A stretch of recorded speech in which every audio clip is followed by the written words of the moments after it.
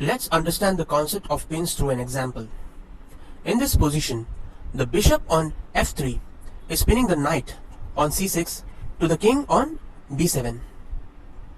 All the three pieces are on the same diagonal, and this knight on c6 cannot move, as moving this knight would give a check to the king.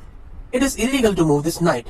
This is called as an absolute pin because this pin involves the king. There are some problems for black, as this knight could be further attacked and this knight could be lost. Playing the move knight to e5 gives a second attack on this knight. And since black's pieces are all stuck on different squares, it cannot come and save this knight. Playing any move like king to b6 would lose this knight.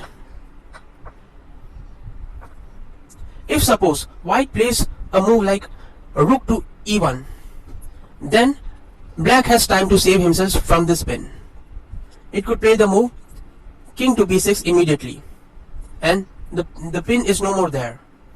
Any attack to the knight is useless, as it would simply capture this knight. Or black could also play the move f6, preventing the knight from coming to the e5 square.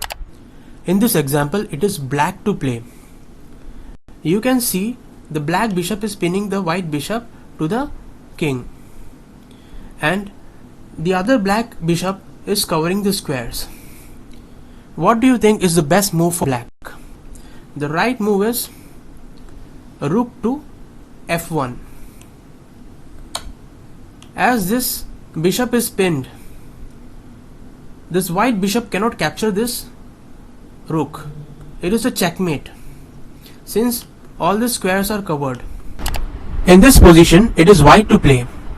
You can see that the white bishop on c3 is pinning the pawn with the king. This pawn cannot move ahead because it is pinned. So how do you exploit this pin? You can pause this video and try to find the move yourself. Okay, the right move is queen takes h6, giving a checkmate. As this pawn is pinned, it cannot capture the queen. This is a very common mating trap using bishops and the queen. This example is similar to previous example. The only difference is there is only one bishop in this position.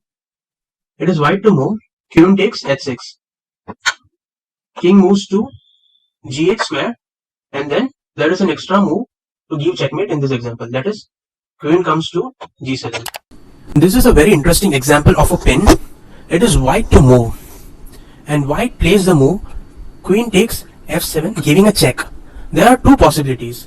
One is king goes to h8 square. After that, queen takes rook and it is a checkmate. The second possibility is rook takes the queen, which is a pin. The bishop pins the rook and the king.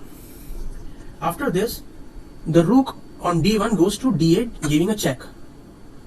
Black rook comes to e8, blocking the check. White rooks take this black rook, giving checkmate. And note that since this rook is pinned, it cannot come to this square.